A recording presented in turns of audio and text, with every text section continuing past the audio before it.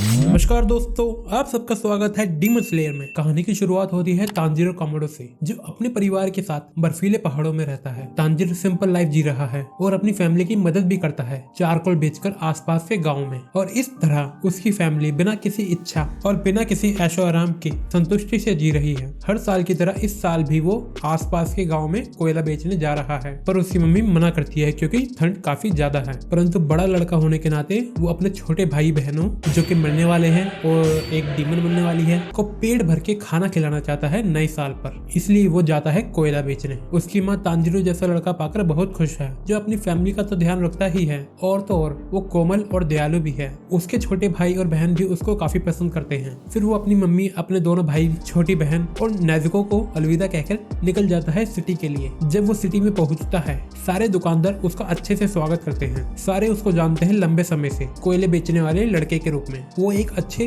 व्यवहार वाले और मेहनती के रूप में जाना जाता है, पर उसकी नाक भी बहुत फेमस है। कुत्ते की नाक से भी ज्यादा तेज उसकी नाक है। वो किसी भी चीज को सूंघकर उसकी हिस्ट्री बता सकता है। वो जब भी सिटी में आता है लोगों की मदद करता है, इसलिए लोग भी उसे काफी पसंद करते हैं। सारा सामान बेचने के बाद तांजीरो घर जाने का सोचता है। रात हो जाती है फिर भी, परंतु जब वो सुबारू, जो कि जंगल के पास रहता है, के घर के आगे से गुजरता है, तो सुबारू उसको उसके साथ सोने के लिए बोलता है, मतलब उसके साथ रात बिताने के लिए बोलता है। तांजीरो मना करने की सोचता है, पर सुबारू उसको रुकने के लिए बोलता है और काफी डरा हुआ भी लगता है। जब वो बताता है कि रात को डीमन घूम रहे होंगे। खाने के बाद सुबारू एक डीमन के बारे में बताता है जो इंसान को खाता है और रात में ही निकलता है। वो ये भी बताता है कि डीमन घर में घुस के सब घर वालों के ले लेते हैं जान। फिर भी सिटी के लोगों को कोई चिंता नहीं है, क्योंकि डीमन स्लेयर हमेशा तैयार रहते हैं डीमंस को मारने के लिए। तांजीरो सुबारू की बात को गंभीरता से नहीं लेता और सोचता है कि बंदा ऐसा इसलिए सोच रहा है क्योंकि वो अकेला रहता है और इसकी फैमिली भी मर चुकी है। तांजीरो सोचता है कि वो अपने भाइयों को सुबारू के घर लेके आएगा ताकि उनका साथ उसके अकेलेपन को दूर कर सके। सुबह हो जाती है। तांजीरो सुबारू को धन्यवाद बोल के अपने घर की ओर निकल पड़ता है। जब वो अपने घर के पास पहुंचने वाला होता है, उसको बहुत तेज खून की महक आती है उसके अपने घर की ओर से। और जैसे ही वो घर में प्रवेश करता है तो क्या देखता है कि पूरा घर उथल पुथल हो रखा है और सारे घर वाले खून में लथपथ हैं। वो अपने मम्मी और भाइयों की स्थिति चेक करता है और काफी सदमे में चला जाता है जब उसको पता चलता है कि सब मर चुके हैं। वो अपनी बहन नेजुको को भी चेक करता है, जो कि सांस ले रही है, पर उसकी स्थिति काफी गंभीर है। बिना कुछ सोचे वो नेजुको को पास के टाउन में ले जाता है ताकि उसको मेडिकल ट्रीटमेंट मिल सके और उसकी जान बच सके। अचानक से नेजुको डीमन में बदल जाती है और तांजीरो पर हमला कर देती है और उसको खाने की कोशिश करती है। वो अपनी बहन के इस तरह के बर्ताव को देखकर काफी हैरान हो जाता है और उसके हमलों से बचने की कोशिश करता है अपनी पूरी शक्ति से। वो नेजुको को समझाने की कोशिश करता है कि उस पे हमला ना करे और वो रोने लगती है, जिसका मतलब है कि उसको सब याद आ रहा है। तभी वहाँ पर गियो तोमियोका नाम का डीमन स्लेयर आ जाता है। गियो नेजुको पर हमला करता है और उसका सर काटने की कोशिश करता है क्योंकि वो एक डीमन बन चुकी है, पर तांजीरो उसको रोकता है और बोलता है कि वो उसकी बहन को ना मारे। वो वादा करता है कि वो अपनी बहन को ठीक करने की कोशिश करेगा, जो कि एकदम इम्पॉसिबल लगता है गियो को। इतनी आसानी से तांजीरो को उसके सामने गिड़गिड़ाता देख गियो गुस्से में आ जाता है और उसको डांटता है। वो तांजीरो को प्रोवोक करता है नेजुको के शरीर में तलवार घुसाकर, इस उम्मीद में कि तांजीरो अपनी बहन के लिए लड़ेगा, फाइट करेगा। गियो के प्रयास काम करते हैं और तांजीरो उठता है और अपनी कुल्हाड़ी उठाता है और गियो पर हमला करता है, ये जानते हुए कि वो गियो से जीत नहीं सकता। फिर भी वो गियो को अपने हमलों से भ्रमित करने में कामयाब होता है, पर गियो उसको पछाड़ देता है। पर वो देखता है कि कुल्हाड़ी तो तांजीरो के हाथ में है ही नहीं। फिर वो ऊपर देखता है और कुल्हाड़ी ऊपर होती है। कुल्हाड़ी उसका सर खोल देती अगर वो साइड नहीं हटता तो। दूसरी तरफ उसकी भाई की हालत देखकर नेजुको को काफी गुस्सा आता है और वो गियो पर हमला करती है और तांजीरो की रक्षा करने की कोशिश करती है। गियो ये जो देखता है उससे हैरान हो जाता है, क्योंकि आज तक उसने ऐसा कोई डीमन नहीं देखा है जो किसी की रक्षा करे। डीमन हमेशा किसी का भी शिकार करते हैं, चाहे वो उनकी ही फैमिली का कोई क्यों ना हो। अगर नेजुको के जख्मों को देखा जाए तो उसको ह्यूमंस के मांस की जरूरत है ताकि वो अपने आप को ठीक कर सके। फिर भी वो तांजीरो की रक्षा कर रही है। गियो उसको नहीं मारता है, पर बेहोश कर देता है और बेहोश तांजीरो के बगल में लेटा देता है। जब तांजीरो को होश आता है तो गियो उसको बोलता है माउंट सिगरी जाने के लिए और साकोंजी उरोकोताकी से मिलने के लिए, जो कि गियो का टीचर है। वो उसको सूरज की रोशनी से बचने के लिए भी बोलता है, क्योंकि सूरज की रोशनी से नेजुको की लाइफ को खतरा हो सकता है, क्योंकि वो अब एक डीमन है। फिर गियो चला जाता है। उसके बाद तांजीरो और नेजुको घर वापस आते हैं और उनकी मम्मी और भाई बहनों को दफना देते हैं। ये जानते हुए कि नेजुको को सूरज की रोशनी में नहीं ले जाना है, तांजीरो एक किसान से टोकरी खरीदता है, उसको जबरदस्ती पैसे देकर, और टोकरी ढक देता है। बाम्बू और घास की सहायता से, ताकि वो उसमें नेज़ुको को रख सके। दिन के समय नेज़ुको साइज में छोटी हो जाती है और टोकरी के अंदर घुस जाती है।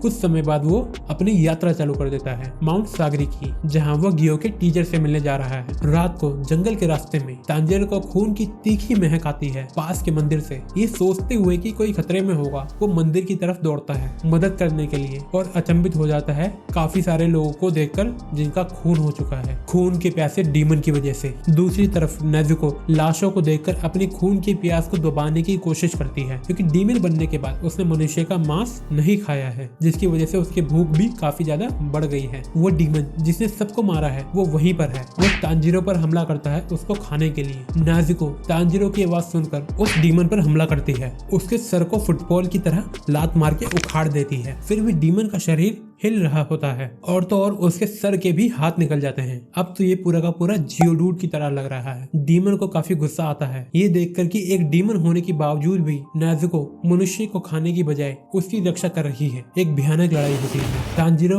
और नेज़ुको की डीमन से। तांजीरो अपने स्टील से भी मजबूत सर से डीमन को हिला देता है और डीमन को अपनी कुल्हाड़ी सहित पेड़ में फंसा देता है और नेज़ुको की मदद करने जाता है, जो कि बिना सर वाले शरीर से पिट रही होती है। तांजीरो डीमन के बिना सर वाले शरीर को पहाड़ से नीचे गिराने में कामयाब हो जाता है। नेज़ुको तांजीरो को पकड़ लेती है। डीमन का सर भी फिर बेहोश हो जाता है। उसके बाद तांजीरो डीमन के सर के पास जाता है और उसको मारने के बारे में सोचता है, पर रुक जाता है और डीमन के लिए सॉरी फील करता है। इतने लोगों को मार दिया है उस डीमन ने। उसके बाद भी कुछ ही पलों में साकुंजी वहाँ पर आ जाता है और तांजीरो को डीमन को मारने के लिए बोलता है, पर तभी सूर्य उदय हो जाता है और सूरज की रोशनी से डीमन जलकर राख हो जाता है। तांजीरो को डीमन को ना मारने और किसी निश्चय पर ना पहुंचने के लिए साकुंजी काफी निराश हो जाता है और एक उल्टे हाथ का चाटा मारता है तांजीरो को।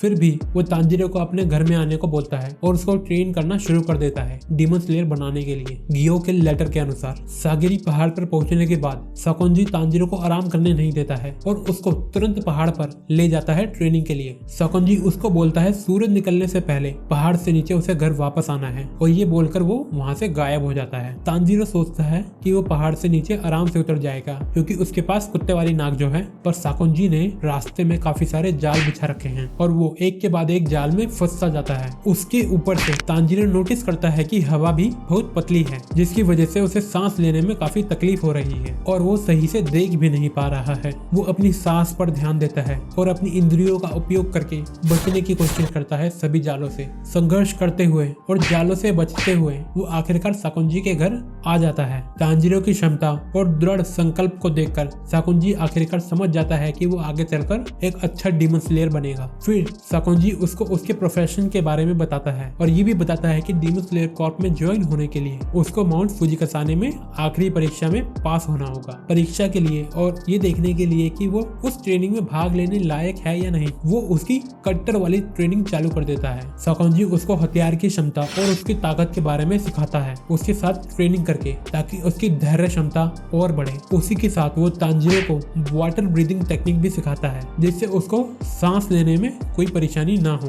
जैसे जैसे समय बीतता जाता है उसकी शारीरिक क्षमता में सुधार होने लगता है और उसकी तलवारबाजी भी काफी अच्छी हो जाती है, पर ट्रेनिंग भी काफी कठिन हो जाती है। ऐसा लग रहा है कि वो तांजीरो को मारना चाहता है। मारो मुझे, मारो मारो मुझे, मारो मारो, नहीं ये मजाक हो रहा है। नेज़ुको भी काफी दिनों से नींद से उठी नहीं है। डॉक्टर को बुलाया जाता है पर वो कहता है कि सब कुछ ठीक है। तांजीरो को ट्रेनिंग करते करते एक साल बीत जाता है और साकुंजी बोलता है कि उसके पास और कुछ नहीं है उसको सिखाने के लिए। वो तांजीरो को उसकी ट्रेनिंग में जो कुछ भी सीखा है उसको साबित करने को बोलता है और उसको एक बड़े पत्थर के पास लेके आता है और बताता है कि अगर उसने उसको बीच से काट दिया तो वो आखिरी परीक्षा के लिए जा सकता है। वो रोज उस बड़े पत्थर को काटने की कोशिश करता है पर कुछ नहीं होता। कोशिश करते करते 6 महीने बीत जाते हैं। एक दिन जब वो हार मानने के बारे में सोच रहा होता है, उसको एक फॉक्स का मास्क पहने हुए एक लड़का दिखता है। अचानक वो लड़का तांजीरो पर हमला कर देता है और उसको पछाड़ देता है। दोनों के बीच में घमासान लड़ाई होती है। वो लड़का तांजीरो को कड़ी टक्कर देता है, इसके बावजूद कि वो एक लकड़ी की तलवार का इस्तेमाल कर रहा है, जबकि तांजीरो असली तलवार का इस्तेमाल कर रहा है। आखिर में रहस्य में लड़का फाइट में जीत जाता है और तांजीरो को चार खाने चित कर देता है। उठने के बाद तांजीरो एक छोटी बच्ची से मिलता है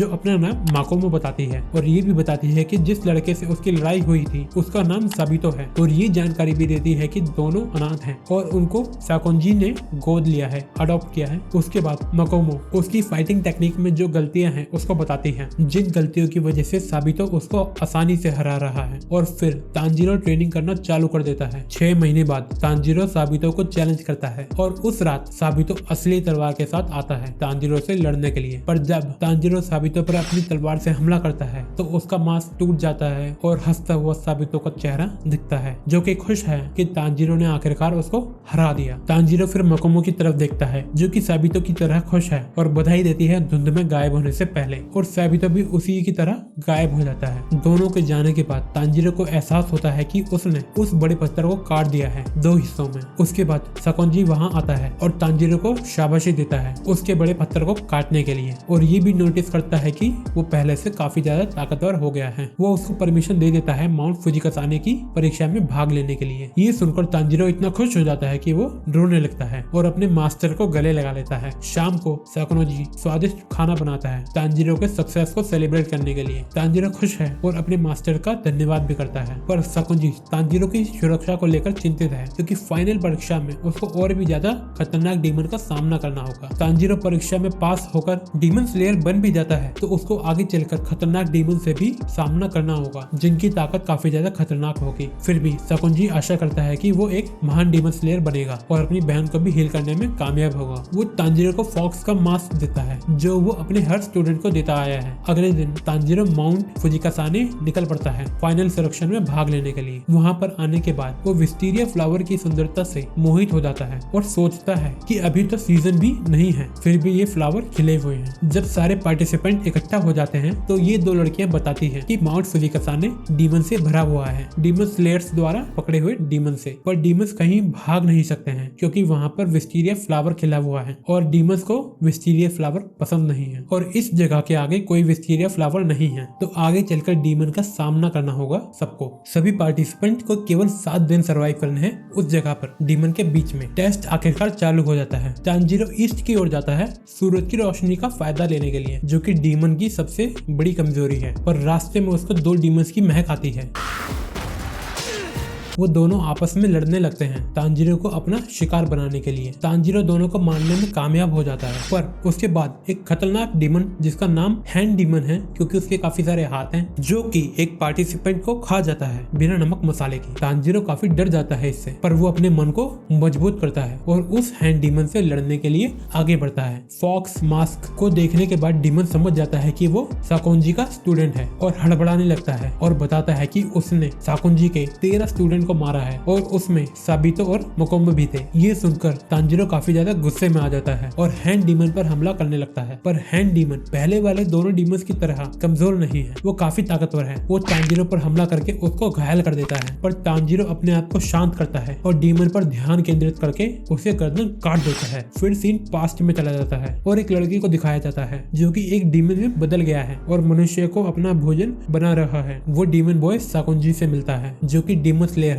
बिना कुछ सोचे ही साकोंजी उस पर हमला कर देता है और चारों खाने चित कर देता है। तांजीरो को हैंड डीमन के पास्ट का दृश्य दिखता है जब वो डीमन नहीं बना था। उसका जीवन इतना खराब था कि तांजीरो को उस पर दया आ जाती है। अंत में हैंड डीमन का खात्मा किसी और ने नहीं बल्कि साकोंजी के स्टूडेंट तांजीरो ने किया। हैंड डीमन के मरने के बाद उसकी बॉडी राख में बदल जाती है और जिन लोगों को उसने खाया था उनकी आत्माएं भी आजाद हो जाती है। आगे के कुछ दिनों में तांजीरो सर्वाइव करने की कोशिश करता है डीमन से फाइट करके जो उस पर हमला करते हैं रात के समय में। तांजीरो कोशिश करता है उनसे पूछने की कि डीमंस को ह्यूमन में कैसे बदल सकते हैं, पर उसको कोई जवाब नहीं मिलता है। तांजीरो फिर वापस उस जगह पर आ जाता है जहाँ से उसने और बाकी सभी ने एंट्री की थी, जो जगह विस्टीरिया फ्लावर से खिली हुई है, जिसका मतलब है कि एग्जाम खत्म हो गया है। 20 लोगों ने डीमन स्लेयर के एग्जाम में भाग लिया था, पर केवल 4 ही जिंदा बचे, जिसमें से एक तांजीरो भी है। एग्जामिनेशन कमेटी यानी ये दोनों लड़कियां बताती है कि उन्होंने एग्जाम पास कर लिया है और वो अब ऑफिशियली डीमन स्लेयर बन गए हैं। ये भी बताती है कि वो सबसे लोएस्ट रैंक पर हैं, जो कि है 10th रैंक। उनको यूनिफॉर्म और वेपन के साथ एक कौवा भी मिलता है, पर इस बंदे को तो एक चिड़िया मिलती है जिसका इस्तेमाल डीमन कॉर्प और डीमन स्लेयर के बीच में बात करने के लिए होता है। तांजीरो और बाकी सबको फिर एक और यानी एक कच्चे धातु को चुनने के लिए बोला जाता है, जिसका इस्तेमाल उनकी तलवार बनाने के लिए किया जाएगा, जो डीमन स्लेयर यूज करते हैं विशेष रूप से डीमंस को मारने के लिए। तलवार बनने में 10 से 15 दिन लगेंगे और सब पार्टिसिपेंट्स को अपने अपने घर जाने के लिए कह दिया जाता है और आगे की इंस्ट्रक्शन के लिए वेट करने को बोला जाता है। लकड़ी के सहारे लंगड़ाते हुए तांजीरो माउंट सागिरी के लिए चल पड़ता है, साकुंजी और अपनी बहन नेजुको से मिलने के लिए। वो साकुंजी के घर पर रात को पहुंचता है और नेजुको उसका स्वागत करती है, जो कि कोमा से बाहर आ गई है। साकुंजी तांजीरो को देखकर हैरान हो जाता है। साकुंजी इतना खुश है कि वो दोनों को गले लगा लेता है। अब नेजुको की स्थिति सही है। वो नींद में इसलिए थी क्योंकि जब वो पहली बार डीमन बनी थी तो उसने किसी मनुष्य को नहीं खाया था, जिसकी वजह से उसकी ताकत खत्म हो गई थी और वो कोमा में चली गई थी। और लंबे समय तक सोने की वजह से उसकी ताकत पूरी तरह से वापस आ गई है। तलवार बनाने वाला जिसका नाम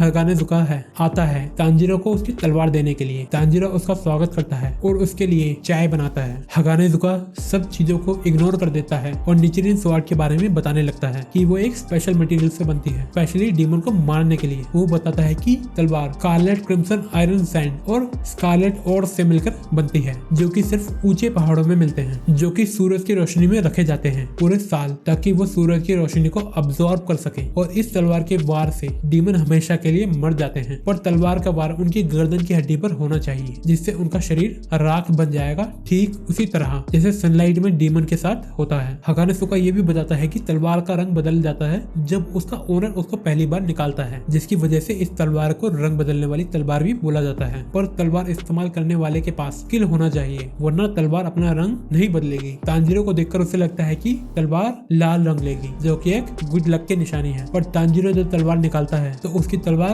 काला रंग ले लेती है। उसके बाद कौवा आता है साकुनेजी के घर पर और तांजीरो को उसका फर्स्ट मिशन मिल जाता है डीमन स्लेयर के रूप में। तांजीरो को उस टाउन में जाना है जहाँ पर लड़कियां गायब हो रही हैं बिना किसी को पता लगे। पुष्टि करने के बाद पता चला है कि ये एक डीमन का काम है, तो फिर डीमन स्लेयर कॉर्प डीमन को खोजने का और उसे मारने का काम तांजीरो को सौंप देती है। अगले दिन तांजीरो डीमन स्लेयर की यूनिफॉर्म पहन के तैयार हो जाता है अपने पहले मिशन पर जाने के लिए। जाने से पहले साकुंजी तांजीरो को डीमन स्लेयर की यूनिफॉर्म के बारे में बताता है कि वो स्पेशल मटेरियल से बनी है, जो लो लेवल डीमन के हमलों से उसकी रक्षा करेगी।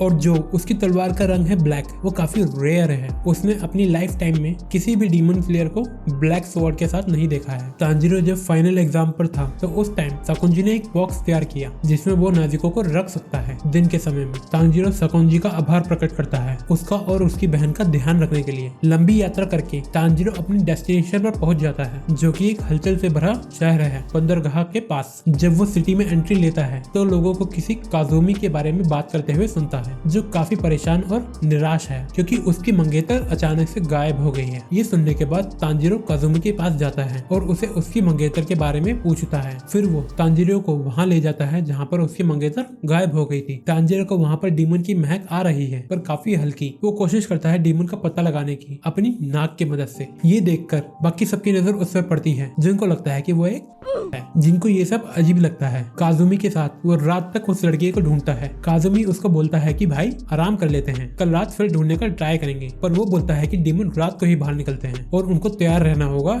इससे पहले कि वो डीमन किसी और का शिकार करें। कहीं और एक जवान लड़की अपने कमरे में जा रही होती है, पर वो ये नोटिस नहीं करती है कि उसका पीछा एक डीमन कर रहा है। और जैसे ही वो सो जाती है, डीमन जमीन के नीचे से आता है और उसको अपने साथ जमीन के अंदर ले जाता है। तांजीरो को उस डीमन की महक आती है और वो तुरंत दौड़ता है और अपनी तलवार जमीन में घुसा देता है और लड़की को बचाने में कामयाब हो जाता है, इससे पहले कि वो डीमन द्वारा खाई जाती। और पता चलता है कि डीमन के पास स्पेशल पावर है जिसकी मदद से वो जमीन के अंदर और दीवारों में छुप सकता है। लड़की को वो काजुमी को दे देता है और उसको अपने पास ही रहने को बोलता है ताकि वो उन दोनों की रक्षा कर सके अगर डीमन उन पर हमला करता है तो। तभी डीमन तांजीरो पर हमला करता है और अपने जैसे दो और बना लेता है और तीनों तांजीरो पर हमला करते हैं। लड़ाई के बीच तांजीरो को साकुंजी की बात याद आती है कि केवल एक ही आदमी है जो डीमन को ह्यूमन में बदल सकता है और वो है माइकल जैक्सन। मुजन किबुत्सुजी। साकुंजी के अनुसार मुजन ही वो एक डीमन है जिसने तांजीरो की फैमिली को मारा और उसकी बहन को डीमन में बदल दिया। ये सोचते हुए कि मुजन नाजुको को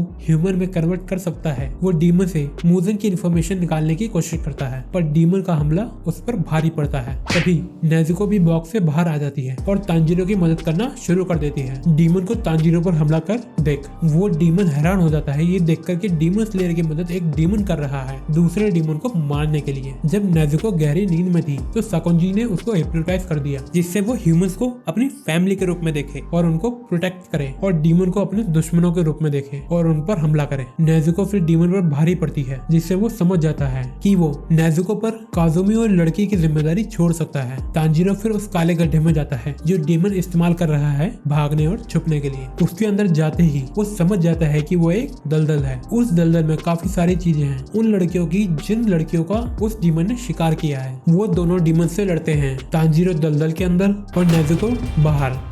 तांजीरो उन दोनों डीमन को मारने में कामयाब हो जाता है और दलदल के बाहर आ जाता है और अपनी बहन को बचाने में कामयाब हो जाता है इससे पहले कि डीमन उसको चोट पहुंचा पाता। तांजीरो फिर डीमन से पूछताछ करने लगता है मुजन किबुत्सुजी के बारे में, पर वो डीमन कोई जानकारी नहीं देता है क्योंकि मुजन ने डीमन के शरीर में कुछ ऐसे सेल्स डाले हुए हैं जो उनको खत्म कर देंगे अगर वो उसका नाम भी लेता है। तो फिर जैसे ही वो डीमन तांजीरो पर हमला करने के लिए आगे बढ़ता है तांजीरो उसकी गर्दन काट देता है। वहीं दूसरी तरफ काजुमी जिसको ये पता चलता है कि उसकी मंगेतर मर चुकी है काफी हैरान और दुखी हो जाता है और सोचता है इतनी मुश्किल से सब पटी थी यार वो भी मर गई। तांजीरो उसको शांत करने की कोशिश करता है पर काजुमी उसे काफी चिढ़ जाता है और सोचता है कि वो उसका दुख नहीं समझ सकता है। तांजीरो काजुमी के गुस्से का जवाब एक स्माइल से देता है और उसको वो चीजें दे देता है जो डीमन कलेक्ट कर रहा था, जो चीजें उन लड़कियों की है जिनको वो मार कर खा रहा था। तांजीरो सोचता है कि उनमें से कुछ ना कुछ तो उसकी मंगेतर से संबंधित होगा। काजुमी को अंत में समझ में आ जाता है कि तांजीरो ने भी